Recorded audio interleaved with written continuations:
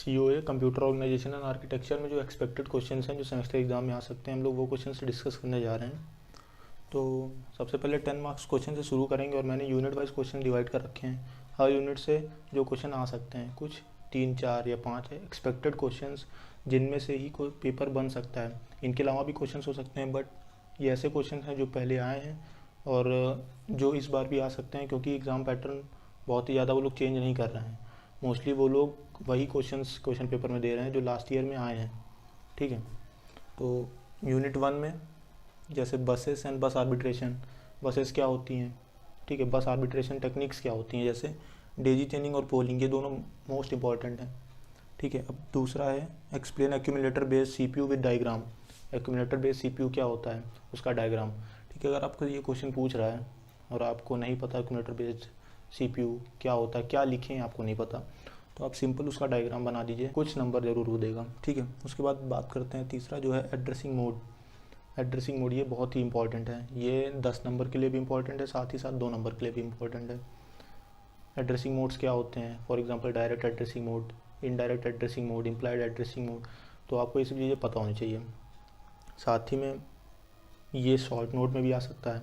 ठीक है, आगे बात करते हैं register and stack based organization, memory allocation techniques क्या होती हैं। ठीक है, तो बेसिकली ये 2 बहुत ही ज़्यादा इंपॉर्टेंट है, कई बार ये पूछे जा चुके हैं।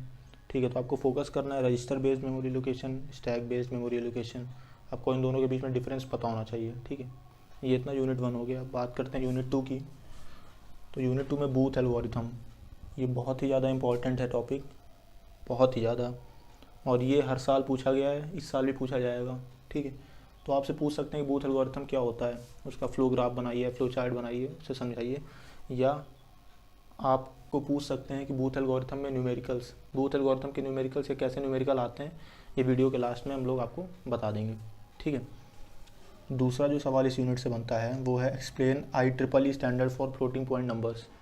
ये भी एक्सपेक्टेड क्वेश्चन है, ये भी आ सकता है। ठीक है, अगर ये नहीं आएगा तो बूथ एल्गोरिथम प्लस न्यूमेरिकल्स आएंगे। न्यूमेरिकल्स कैसे आएंगे हम सारी यूनिट में बता देंगे, कहाँ कहाँ पे न्यूमेरिकल आ रहा है, और सारे न्यूमेरिकल्स हम लोग लास्ट में आपको बता देंगे यूनिट वाइज। ठीक है, अब बात करते हैं यूनिट 3 की। तो यूनिट 3 में आपसे पूछ सकते हैं इंस्ट्रक्शन क्या होता है, इंस्ट्रक्शन के टाइप्स क्या होते हैं, या फिर इंस्ट्रक्शन साइकिल क्या होता है। ठीक है, साथ ही आपसे पूछ सकते हैं कि आपको कोई स्टेटमेंट दे देंगे A+B cross C for example, और आपसे कहेंगे कि उसको 3 एड्रेस कोड में रिप्रेजेंट करिए, 2 एड्रेस कोड में रिप्रेजेंट करिए, या 1 एड्रेस कोड में रिप्रेजेंट करिए। इसका एक एग्जांपल भी हम आपको वीडियो के लास्ट में दिखा देंगे। ठीक है, इस यूनिट से मोस्ट इम्पॉर्टेंट एक जो टॉपिक है जो हर साल पूछा जाता है, बहुत ही ज़्यादा इंपॉर्टेंट, ये है पाइपलाइनिंग। ये आपसे या तो 10 नंबर में भी पूछ सकते हैं, आपसे 2 नंबर में भी पूछ सकते हैं। ठीक है, ये ऐसा टॉपिक है जिसके बिना इस यूनिट को आप पढ़ ही नहीं सकते हैं। ठीक है, आपसे पूछ सकते हैं रिस्क या सिस्क क्या होता है, इन दोनों के बीच में डिफरेंस क्या होता है। 2 मार्क्स के लिए भी ये क्वेश्चन इंपॉर्टेंट है, 10 मार्क्स के लिए भी ये क्वेश्चन इंपॉर्टेंट है।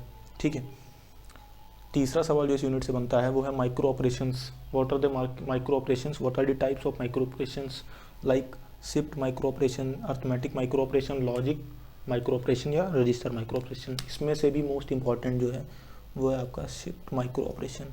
ठीक है, इसके बाद चौथा सवाल जो है वो है hardwired and micro programmed control unit. ठीक है, ये भी कई बार पूछा गया है। बेसिकली इसमें से हार्डवेयर कंट्रोल यूनिट बहुत ज़्यादा बार पूछा गया, लेकिन आपको हार्डवेयर कंट्रोल यूनिट और माइक्रो प्रोग्राम कंट्रोल यूनिट के बीच में डिफरेंस पता होना चाहिए। ठीक है, बात करते हैं यूनिट 4 की। यूनिट 4 में आपसे एक न्यूमेरिकल पूछेंगे। ठीक है, ये चीज़ कन्फर्म है कि एक न्यूमेरिकल यहाँ से आएगा ही आएगा।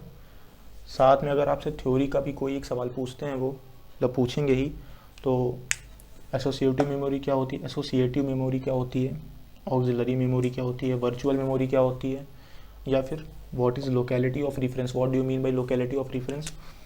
ये इम्पॉर्टेंट है, ये इम्पॉर्टेंट है, और ये भी इम्पॉर्टेंट है। ठीक है, तो यूनिट 4 से हमारे पास ये कुछ 4 सवाल बन रहे हैं प्लस एक न्यूमेरिकल जो आएगा ही आएगा। ठीक है, now let us discuss 10 marks expected questions from unit 5। ठीक है, तो पहला question interrupts and its types. Interrupts ये इस यूनिट से बहुत ही ज़्यादा इंपॉर्टेंट और एक्सपेक्टेड क्वेश्चन है। ठीक है, अब इंटरप्ट्स के टाइप्स क्या होते हैं, vectored and non vectored, maskable and non maskable hardware and software, जिसमें से वेक्टर्ड एंड नॉन वेक्टर्ड, ये कई बार पूछा गया है। ठीक है, अब दूसरा सवाल जो है जो कई बार पूछा जा चुका है या इस बार भी पूछा जा सकता है वो है डीएमए बेस्ड कंट्रोलर। ठीक है, डीएमए बेस्ड कंट्रोलर का ब्लॉक डायग्राम भी है, तो वो भी आपको पता होना चाहिए। ठीक है, जिस क्वेश्चन में आपको डायग्राम मिल रहा है तो डायग्राम आपको आना ही चाहिए। ठीक है, कुछ नहीं तो आप कुछ भी रफ एक डायग्राम बना के देख लीजिए और वो वहाँ पे बना दीजिए। ठीक है, थर्ड क्वेश्चन प्रोग्राम्ड आयो क्या होता है। ठीक, फोर्थ व्हाट इज सब रूटीन, सब रूटीन क्या होते हैं। ठीक है, ये कुछ क्वेश्चन इस यूनिट से जो ज़्यादा इंपॉर्टेंट वो मैंने लिख दिए। अगर इसके बात करते हैं 2 मार्क्स क्वेश्चन की जो आ सकते हैं। ठीक है, लोकेलिटी ऑफ रेफरेंस क्या होता है, रैम और रोम के बीच में डिफरेंस, डी रैम क्या होता है, स्टैटिक रैम क्या होता है। ठीक है, उसी तरह रोम के कितने टाइप्स होते हैं। ठीक है, तो वो सब आपको पता होना चाहिए। ठीक है, अब तीसरा सवाल जो है horizontal and vertical micro programming क्या होती है।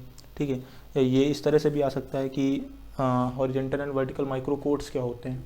ठीक है, फिर types of control signal, ones and twos complement, आपको कॉम्प्लीमेंट निकालना आना चाहिए। वंस कॉम्प्लीमेंट क्या होता है, टूस कॉम्प्लीमेंट क्या होता है, आपको पता होना चाहिए। ठीक है, सिंक्रोनस एंड एसिंक्रोनस ट्रांसमिशन क्या होता है। ठीक है, 2 मार्क्स क्वेश्चन में आपसे पूछ सकते हैं कि बसेस क्या होती हैं। ठीक है, इसमें आपसे ये भी पूछ सकते हैं कि जैसे डेजी चेनिंग मेथड ऑफ बस आर्बिट्रेशन और what is polling method of बस आर्बिट्रेशन। ठीक, आपसे पूछ सकते हैं वर्चुअल मेमोरी क्या होती है। ठीक है, मैंने कहा था 10 नंबर में भी आ सकता है, 2 नंबर में भी आ सकता है। ठीक है, पाइपलाइनिंग क्या होती है, कैरी लुक अहेड क्या होता है, SIMD MIMD के बीच में डिफरेंस। ठीक है, और PLA मेथड तो basically PLA method is a method use in hardware control units. Okay, so ये थे कुछ क्वेश्चंस जो आ सकते हैं इस बार के सेमेस्टर एग्ज़ाम में। ठीक है, तो ऐसा नहीं है कि यही आएंगे, इसके अलावा भी कुछ और क्वेश्चंस आ सकते हैं, तो आप अपनी प्रिपरेशन अकॉर्डिंगली रखिएगा।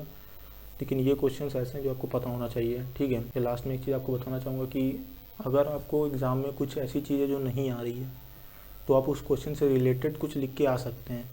ठीक है, ऐसा नहीं है कि आपको नहीं आ रहा है तो आप उसको छोड़ के आएंगे। हाँ, आपको ट्राई करना है जितना ज़्यादा से ज़्यादा आप लिख सकते हैं। किसी टॉपिक के बारे में आपको नहीं पता है आप कुछ रिलेटेड लिखिए, आपको डायग्राम आ रहा है आप डायग्राम बनाइए। ठीक, और फिर AKTU है।